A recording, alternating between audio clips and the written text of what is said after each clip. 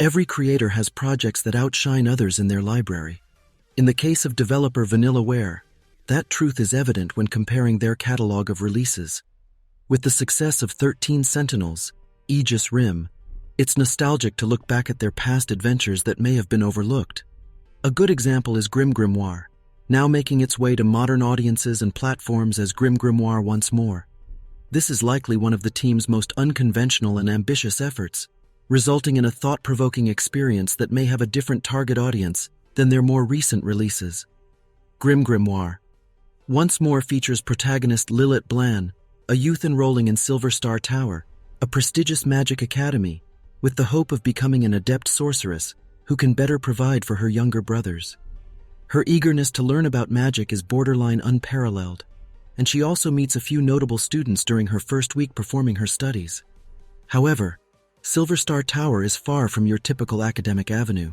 In fact, it's rife with drama revolving around certain professors and their motivations.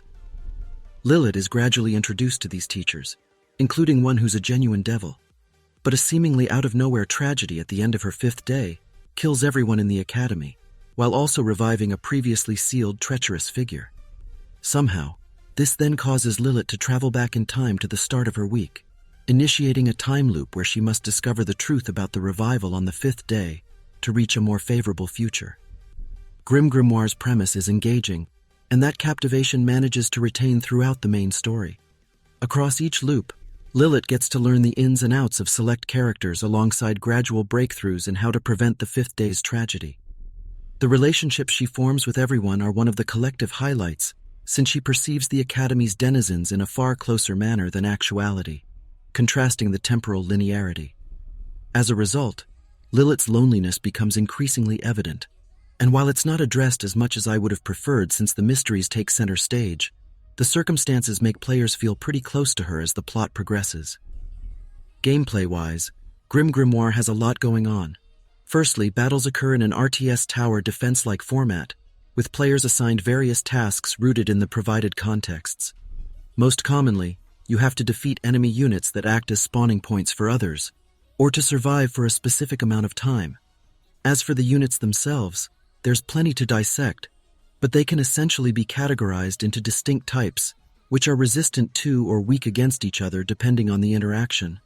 For instance, Glamour is highly effective against necromancy, but weak against alchemy, and the other face-offs with these typings interact similarly.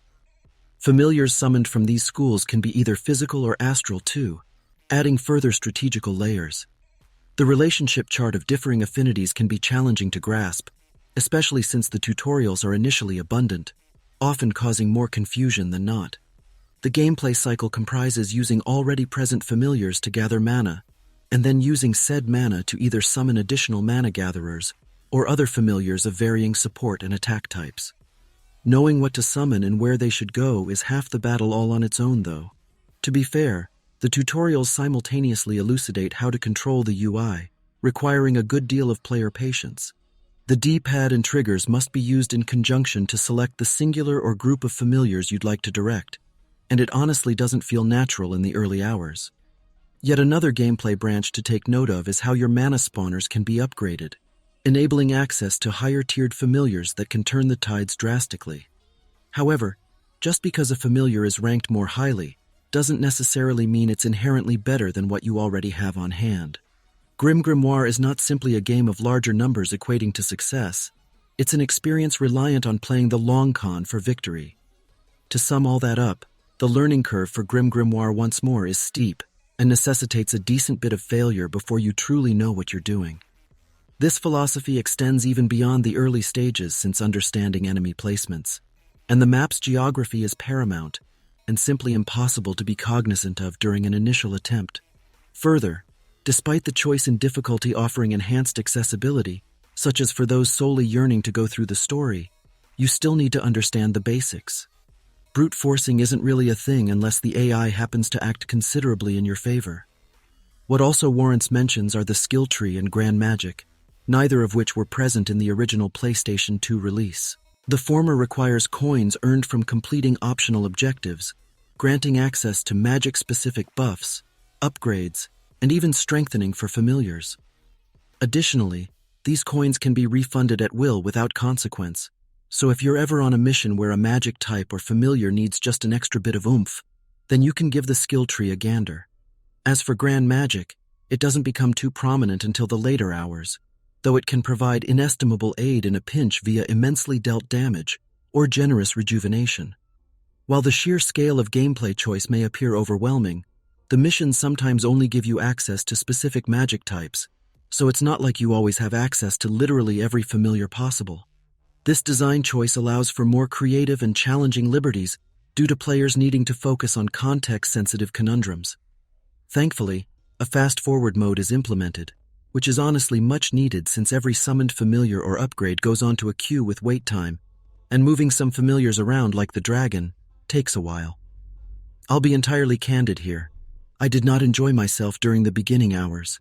I was constantly overwhelmed, second-guessing myself, and unsure about what to do in subsequent attempts. But eventually, after careful experimentation and paying attention to familiar traits and behaviors, I grew to love the battle system's intricacies.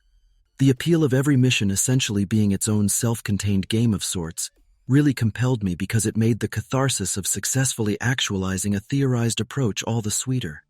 This is self-evident at this point, but the presentation of Grim Grimoire once more is stellar. Given Vanillaware's track record, this should be no surprise, though it still does need emphasis. The character models are all gorgeous amidst their uniqueness, and the backgrounds, while admittedly lacking in number, play integral roles in amplifying the fantastical ambiance. On a personal note, Lilith's design has become one of my favorites. Her classic witch-like attire is idyllic and adorable, further aiding in making her a memorable protagonist. As for the voice acting, the English dub is cheesy yet charming, and mostly everyone's voice fits their roles abundantly well. The sole, almost comically massive exception to this is Amaretta Virgin. Regardless of direction, her deliveries were sometimes painful to listen to, as they lacked any and all punch. This, unfortunately, stands out when compared to the otherwise terrific cast. Grim Grimoire. Once more is not a game for everyone. Even if you're a fan of Vanillaware's other works, this title's gameplay approach is distinct, comprising a continual cycle of inevitable failure and growth that is not an all-pleasing cup of tea. Still, for those who manage to get into it, this is an addictive strategy RPG with numerous in-depth systems that make progress an always enjoyable affair. And the story is quite compelling, with an intriguing cast bolstered by a charming protagonist who you'll find yourself rooting for. By the end, you'll be wondering where all those hours went.